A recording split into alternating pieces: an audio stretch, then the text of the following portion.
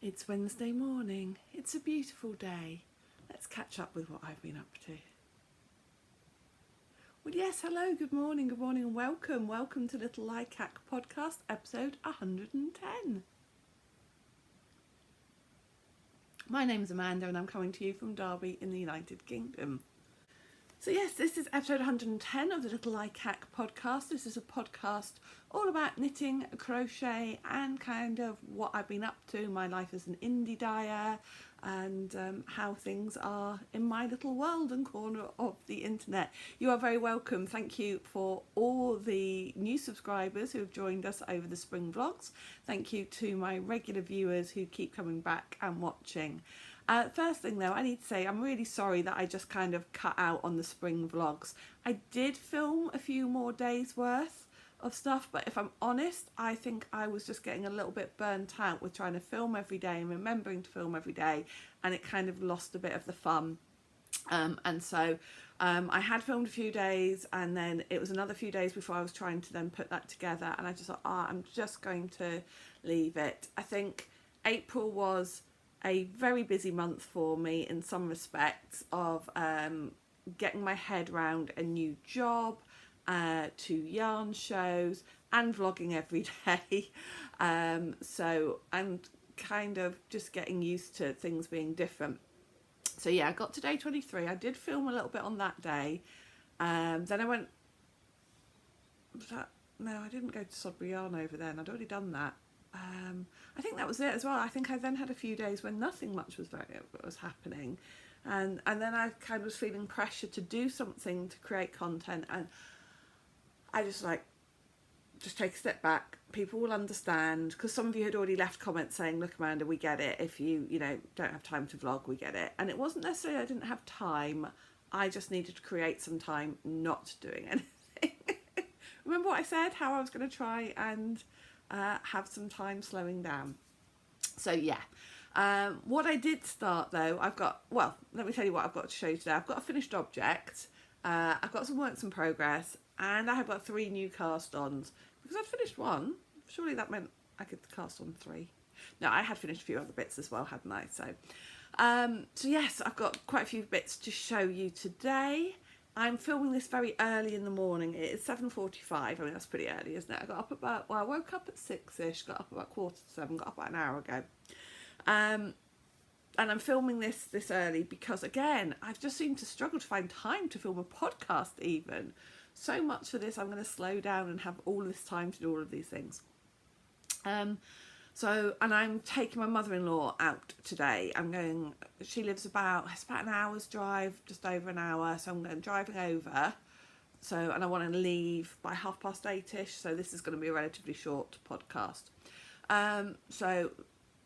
Driving over to my mother-in-law, and we've got a few chores and errands to do, and then we're going to go shopping. She's going on a little coach trip a few days away later this summer, and she needs a new suitcase, so I used that as an excuse. I was like, oh, there's a nice little not outlet village, but a nice little retail village, I suppose it's about a 20-minute drive from her house, and I said we could go there. I'm sure there's a luggage place, bag shop there, which there is, so we're going to drive over there. Now, last time I went there was also a wool shop. I don't know if it's still there. I honestly do not know if that wool shop is still there or not. If it is, well, maybe I could take a look in there as well. So we're going to go and get some food over there, and then I need to drive back to her house, drop her off, and then drive back home.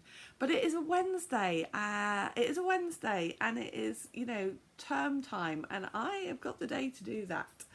So if you're new to the channel, I finished teaching. I've been a teacher for 30 years, and about 4 or 5 weeks ago, I finished teaching for good, as far as I'm concerned. And instead I've started a new job working in care, which I am really enjoying.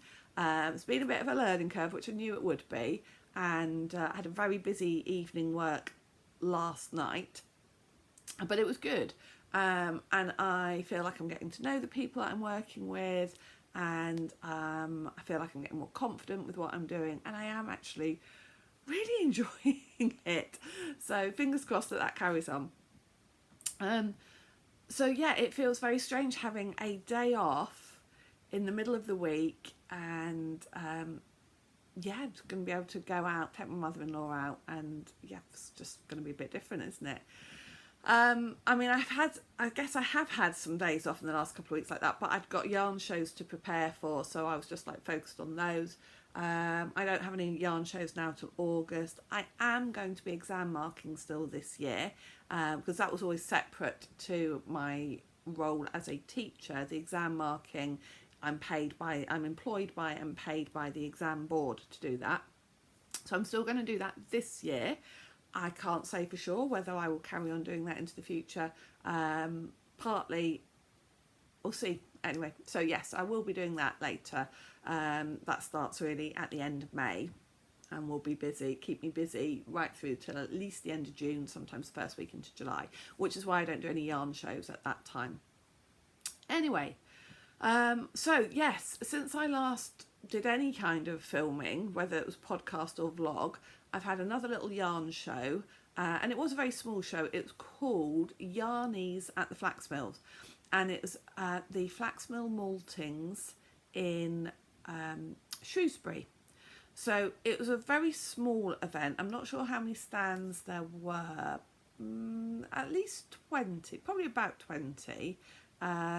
But that included, you know, like a little coffee stop and things like that as well, and a little bakery, which, oh my goodness, the bakery stuff looked amazing.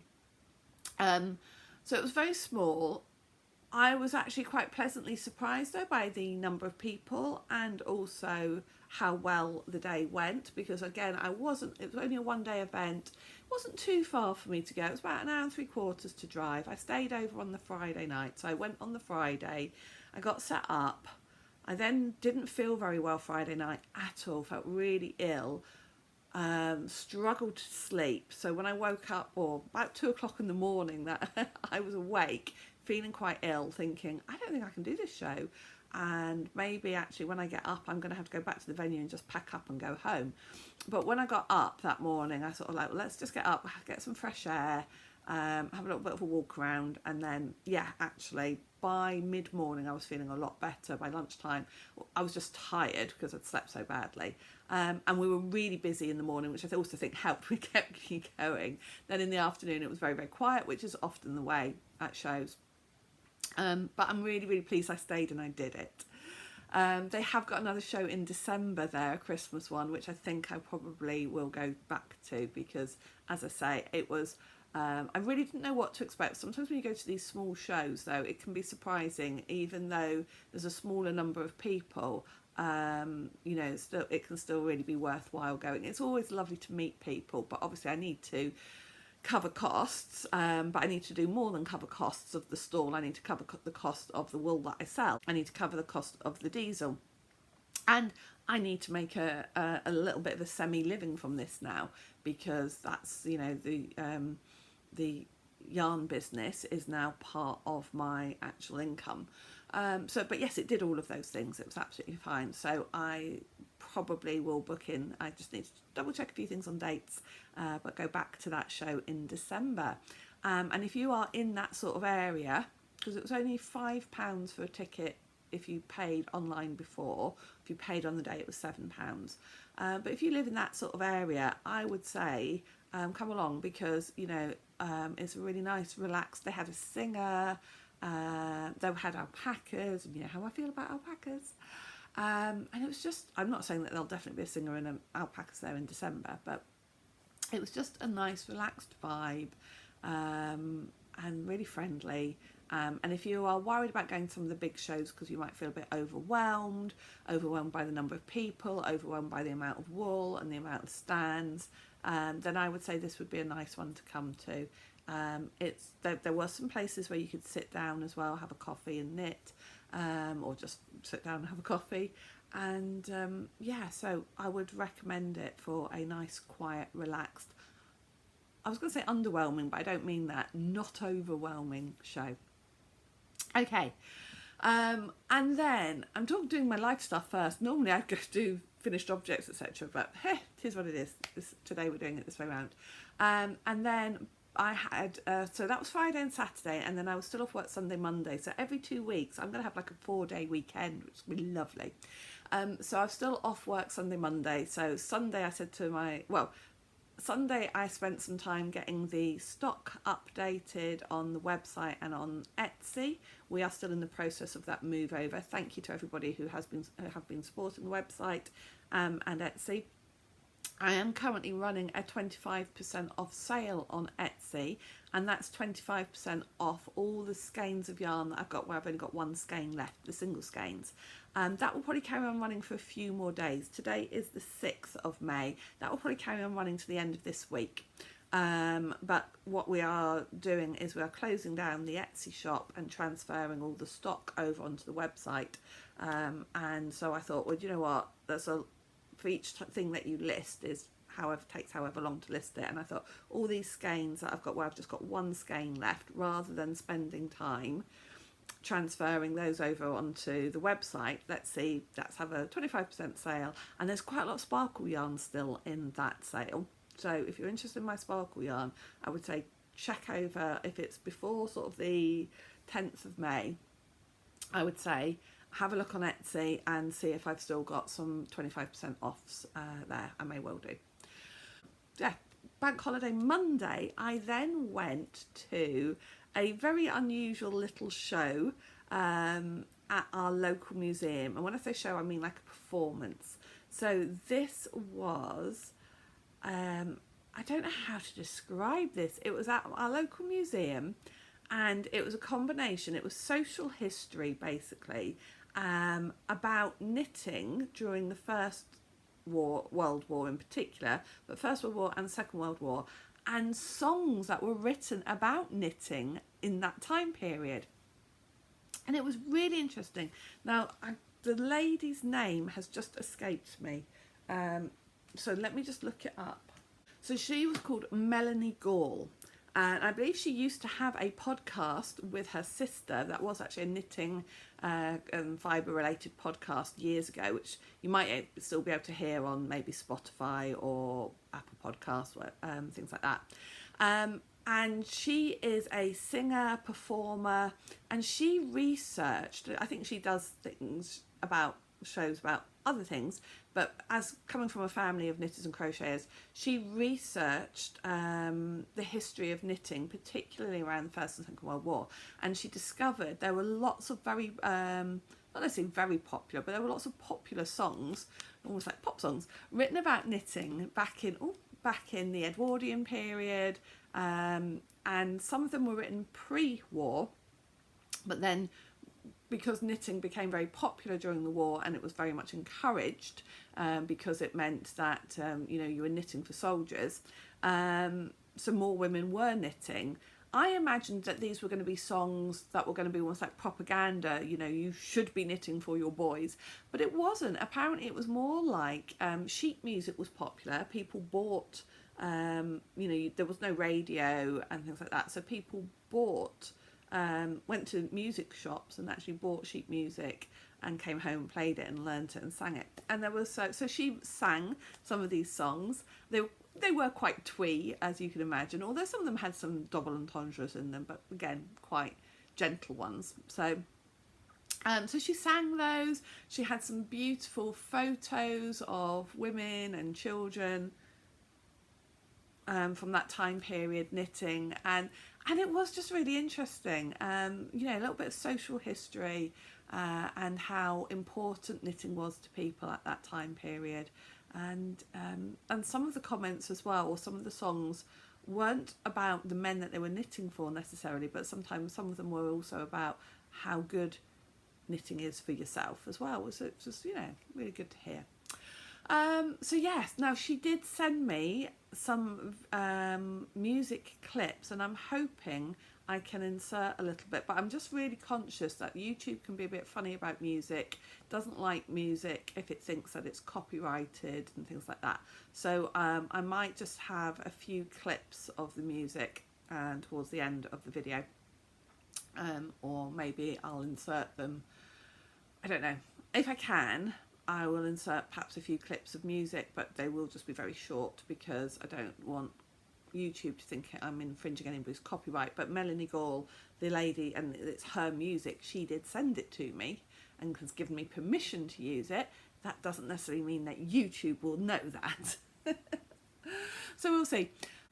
I might put it at the end, so then if there is an issue, I can chop it off the end. So if there is music at the end, we're all good. If there's no music at the end, that's because YouTube didn't like it, and so I re-edited the video. So yeah, I've had a really nice week or so. It's probably 2 weeks since I last did the vlog. Okay, we're going to start with finished object, and I am wearing it, but you can't see it, can you? So I'm going to move my iPad down a little bit. Bear with me. Okay, so now hopefully you can see the little shawlette that I am wearing. This is the Serpentine Pavillion shawl, and it is a Helen Stewart shawl. Helen Stewart runs the knitting design company Curiously Handmade. Oh, brain went then. Curiously Handmade, and she has just released her shawl season number 6, which is 6 shawl patterns that are going to be released each month over the next 6 months, and this was shawl number 1. And so it's a mystery, it's kind of a mystery shawl season in respect that you don't get to see the patterns in advance, but then you don't get like lots of different clues and no pictures. So when the first one was released, you see a full picture of it, and so you know you've got a really good idea of what yarn you might want to use. Sorry, that's just a notification coming through on my phone. So I'm going to try and knit all 6 of these if I can, and I'm trying to pick yarns hopefully that are already in my stash, so that I'm, you know, using some of my incredibly large stash. But the other thing, I don't know if you can see the dress that I am wearing today.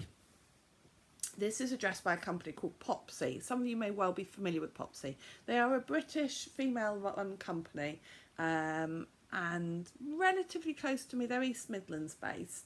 But they definitely sell all over the country. I don't know if they're international or not, but their signature, if you like, is that they make dresses that have particularly bright, bold prints, usually, always with pockets, and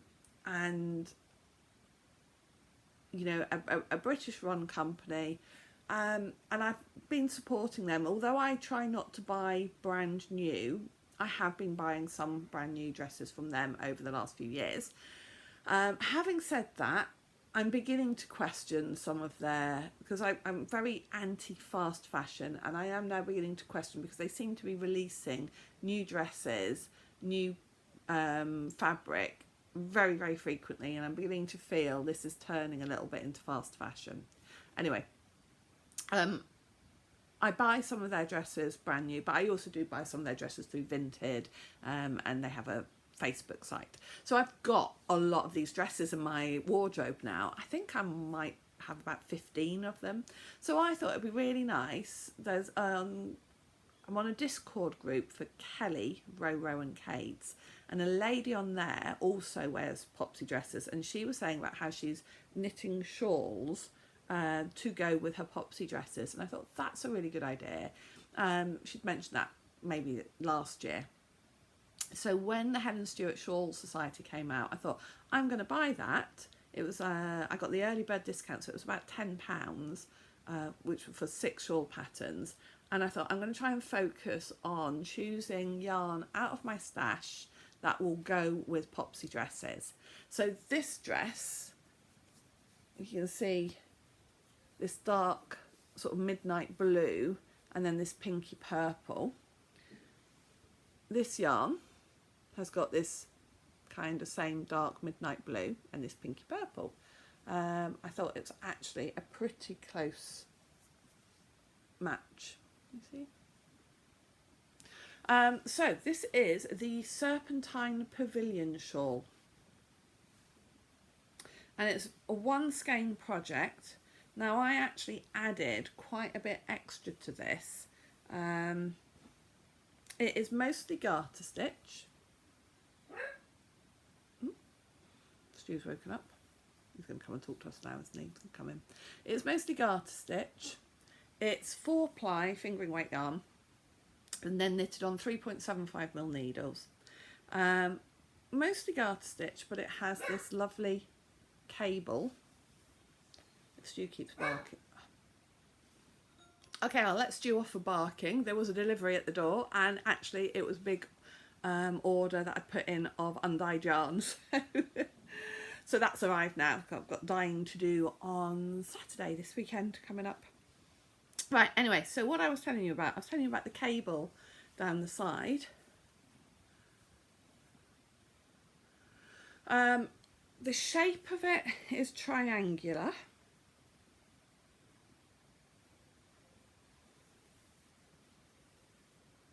And you started down here. And then increase. I'm trying to think which end the increase as well. Oh yeah, so you increase on this side.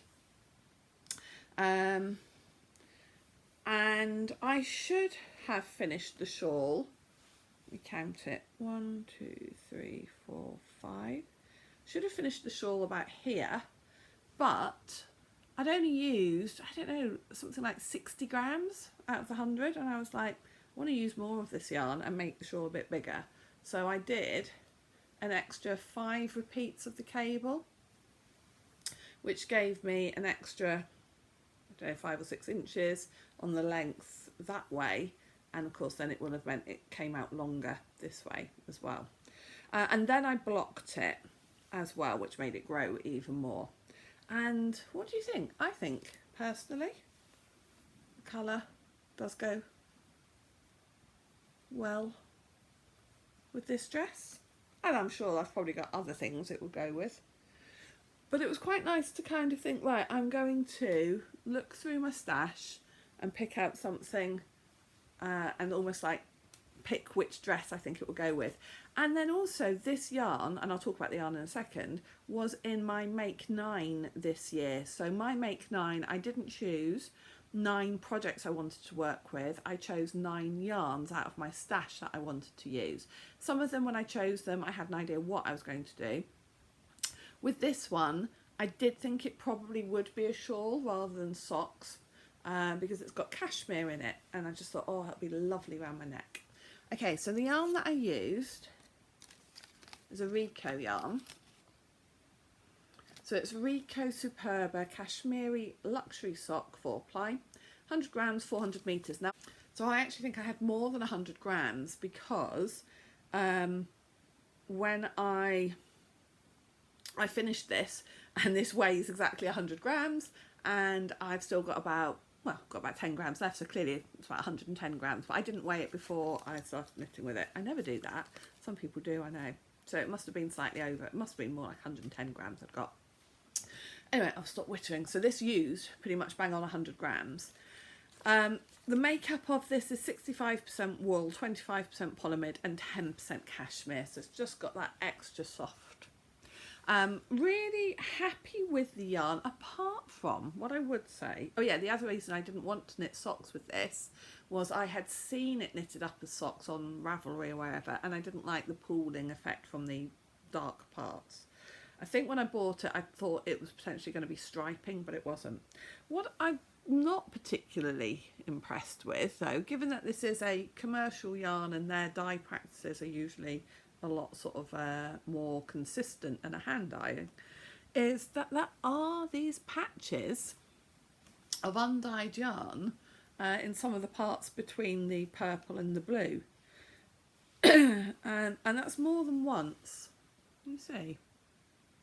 Now, if this was hand-dyed yarn, I would be much more forgiving because, as a hand dyer myself, I know that these things can happen and you're going to have inconsistencies with hand-dyed yarn. But when it's commercial yarn, you kind of, I don't know, expect more consistency. So there are a few spots of bare undyed yarn. which, you know, and I can't remember how much I paid for this, but with it having cashmere, you know, it wasn't like an £8 ball. It was more like, I don't know, maybe about £12 or something. So I honestly can't remember exactly, but I think it was about £12. So I felt a bit surprised that there were those patches, but you know, it's not the end of the world.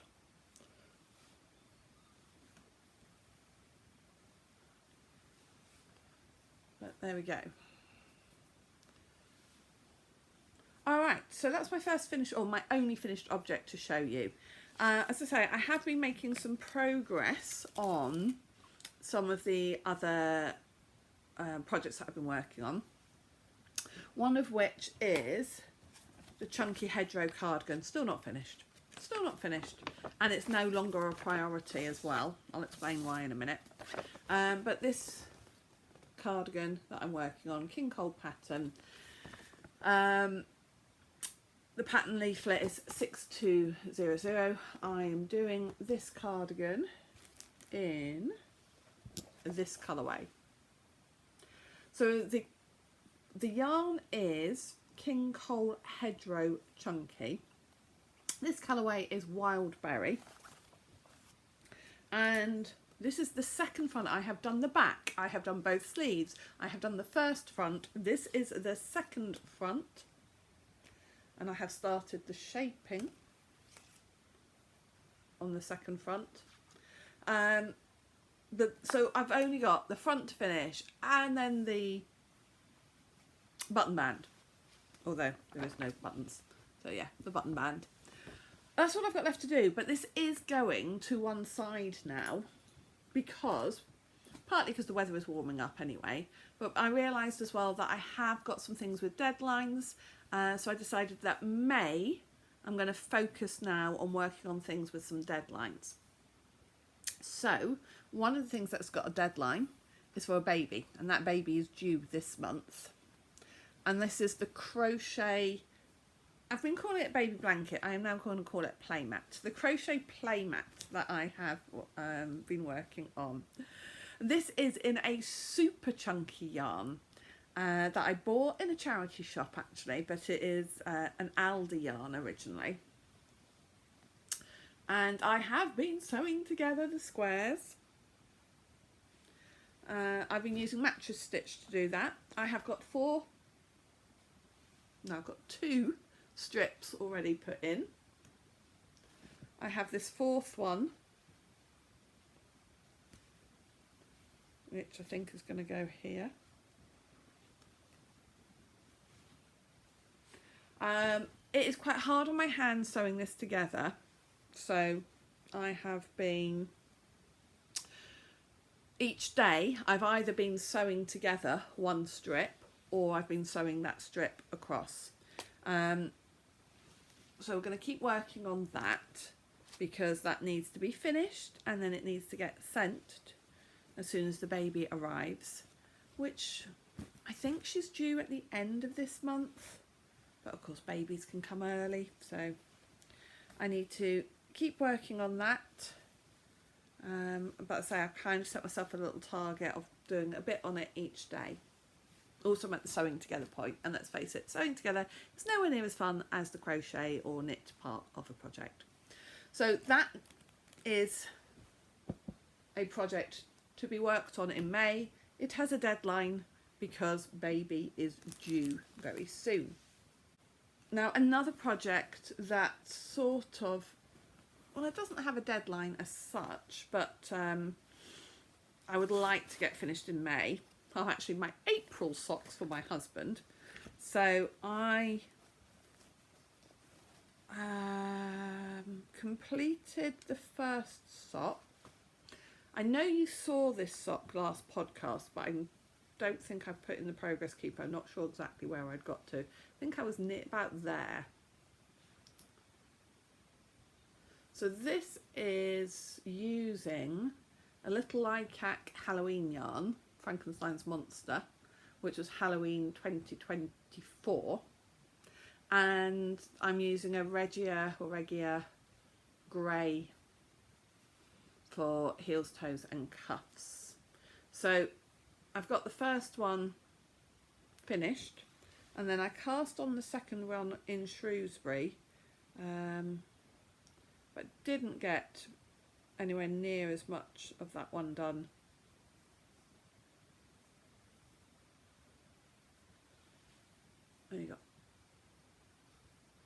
Only got that done on this second sock. So I'm going to work on this in May, but this will be my project that I take with me. Maybe, I've got train journey, and I don't know, I might take it with me today to work on when I'm having go out for lunch with my mother-in-law. I don't think I'll have very much knitting time though, because I'll be driving. I don't think we'll be doing a lot of sitting around at her house, but maybe when we're at lunch I'll get a few rounds done on it.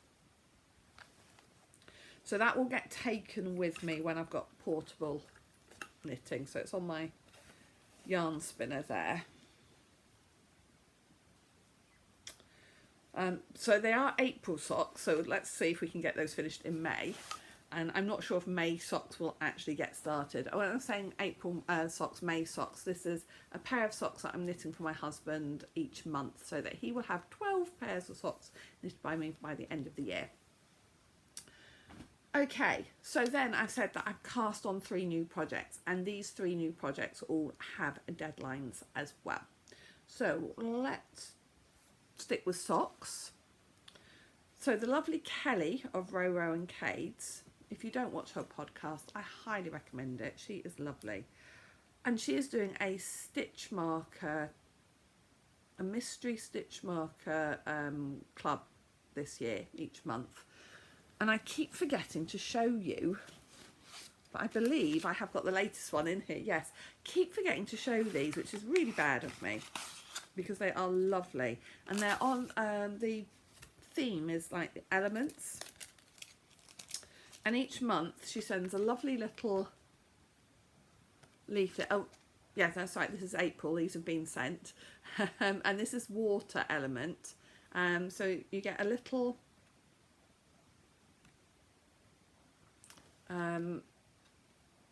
slip of, I don't know, little leaflet flyer. And then here is the beautiful water drop. Now I will try and find the other ones there. Some of them are on other projects and things, I think now actually, to show you, because they are lovely. I will say that they are very limited, and you've got to be quick to get these ordered. She's got an Etsy shop, and anyway, you do have to be quick to get those ordered. So actually, I may use that one now on this sock. In fact, I will. So this is a pattern by Kelly of Row and Cades, and Kelly is running a sock make along that I've dipped in and out of. So each 2 months, every 2 months, she releases. Every 2 months, she announces one of her sock patterns that is the sock pattern to work on for the next 2 months. And that sock pattern is then discounted, like 50% discount, if you go to Etsy and use the, what is her discount code? It's cozy something.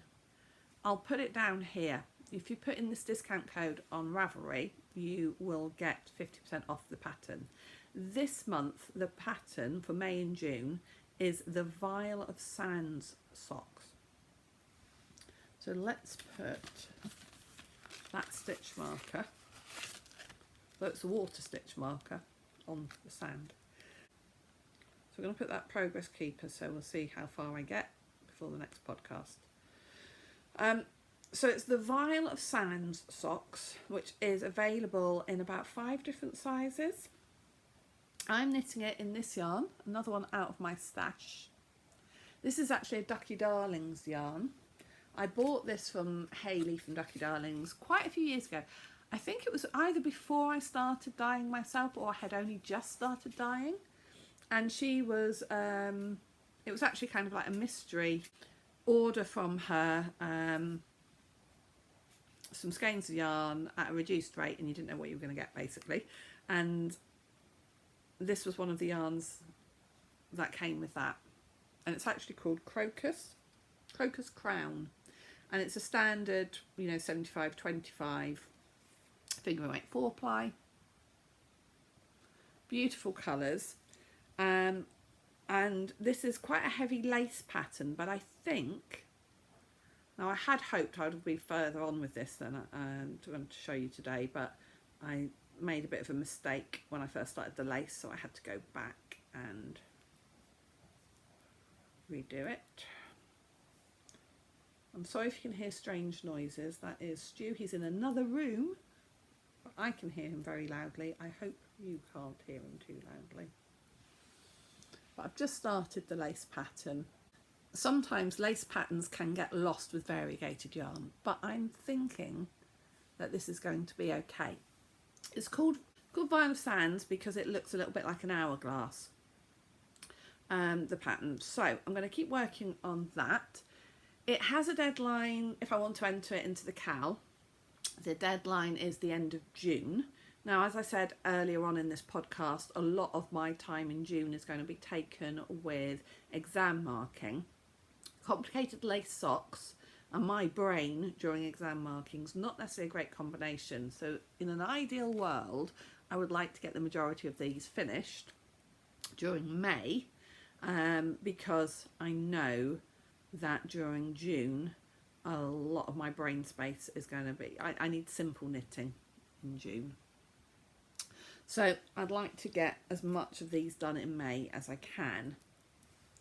And so that's why it doesn't matter too much if I don't get the husband socks caught up with in May and June, because I'd be able to do the vanilla socks in June when I want simple knitting.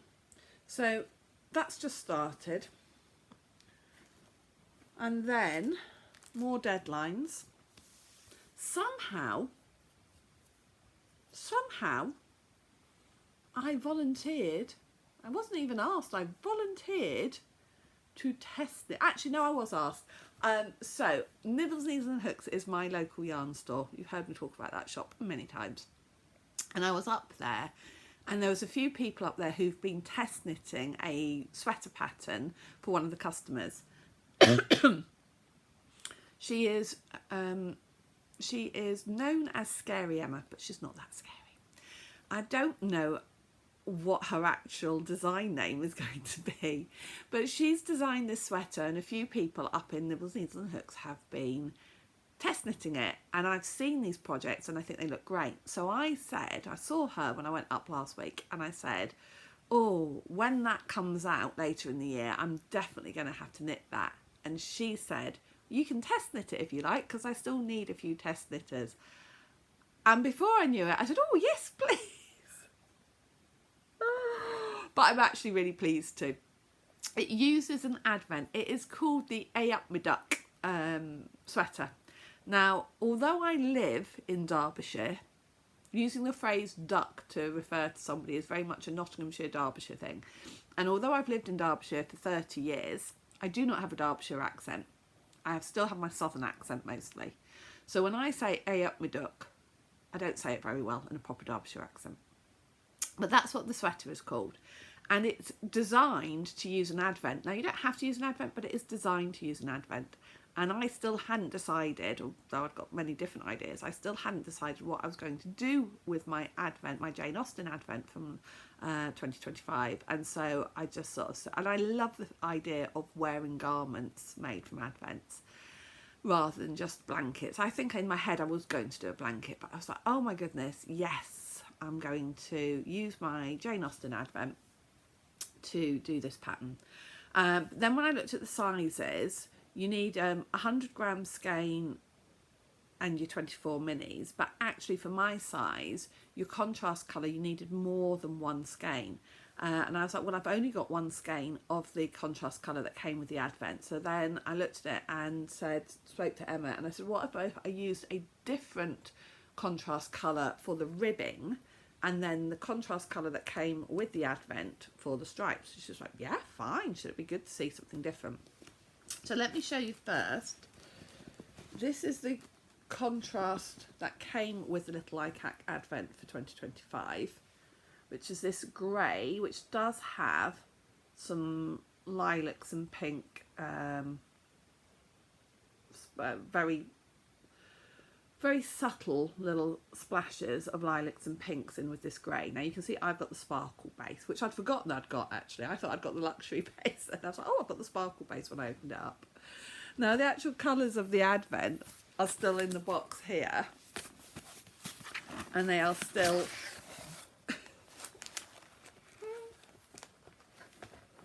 they're still in their little packets actually. The packets are opened. They are open, but they are still in their little packs. They are still in there. So then I was like, okay, I need another colour that is going to go with the colours in the advent. And I went to look. I had a quick look in my stash, and I didn't have anything in my stash. So then I went to the Little Likac shop and I looked, and actually I'd got a single skein left of this, and this never even made it on Etsy. I think I sold the other. I quite often dye in batches of 3, and I think the other 2 of these had sold at a show, and I hadn't put the single skein on Etsy. It's called Methinks a Rose is Best, and I decided that pink would go really prettily with that grey, and then I know that the advent starts actually with pinks as well. So I did about 8 rounds. This is knitted top up, or this is knitted bottom up in the round to begin with, and then you split. I'll put a photo, if I haven't already done so, I'll put a photo of it here. And then when you get to the underarms, you split and then knit back and forth for the front and the back separately, and then do a 3 needle bind off or Kitchener stitch, graft it together at the sleeves. So I cast this on and took it with me to the little knitting singing thing I was talking about earlier, and happily knitted about 8 rows of rib to discover I had twisted it. Now that I was really surprised that I had twisted it, because I had tried very, very hard to not twist it. And what I think, so then I cast it, took it all down, ripped it back, and then cast it on again. Very carefully, put it together, not twisted, and then got to the end of the first round and I was like, this is twisted again. And I realised actually it was twisting as I knitted, it twisted as I had knitted the first round, and the same thing had happened again. So the first few rounds of this, I've been really careful as I get to the end of each round to make sure that we are not twisted, and I really hope we're not. So all I've done now is about 3 rounds, which is a little bit frustrating, because I've done about 3 hours worth of work on it, and I had to rip it all back. It probably wasn't, yeah, maybe it was 3 hours. But anyway, we are there now. We have got this started. It looks really tiny, doesn't it? But it's 270 stitches on there for my size. So we are going to carry on working on this. Again, I feel that this will be a relatively mindless knit once I get into the, so it's striped, although there's a little bit of slip stitches on the stripes just for a little bit of interest. So again, I think this will be a fairly mindless knit once I get into the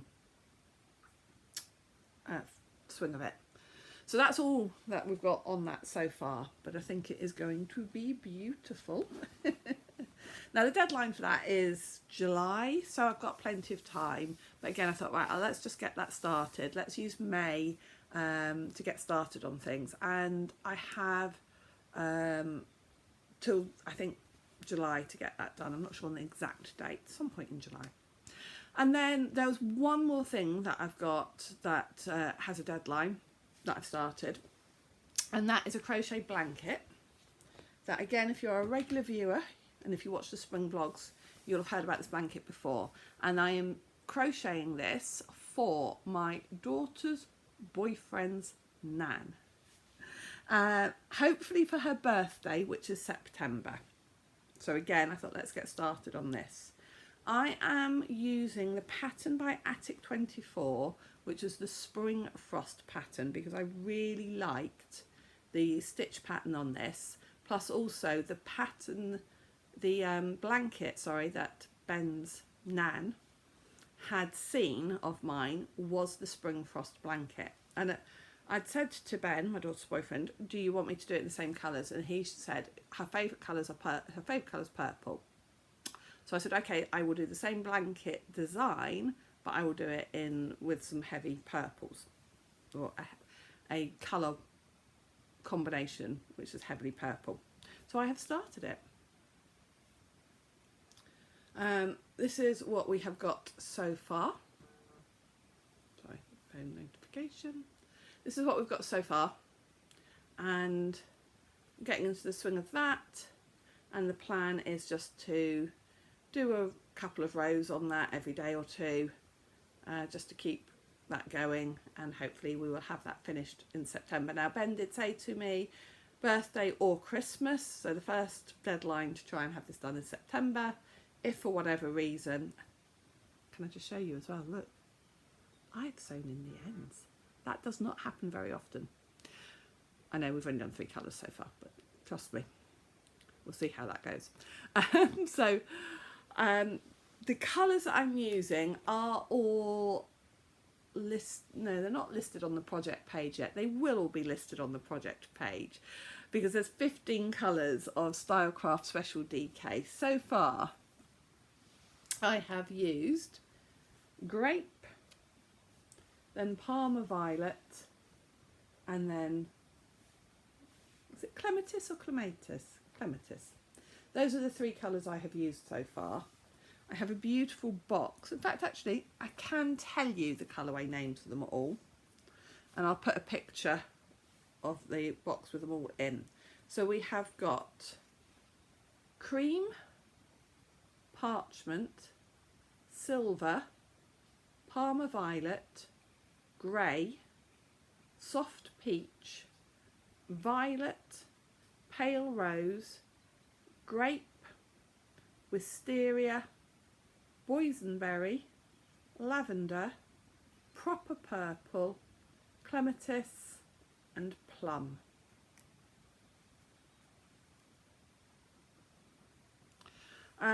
So those are the colours that I'm using, all in the Stylecraft Special DK, which we all know is great for blankets, particularly if you are gifting that blanket to somebody who wants, who could just throw it in the machine to wash and not worry about it. So very, very pleased with the first 3 colours. I think it looks very pretty.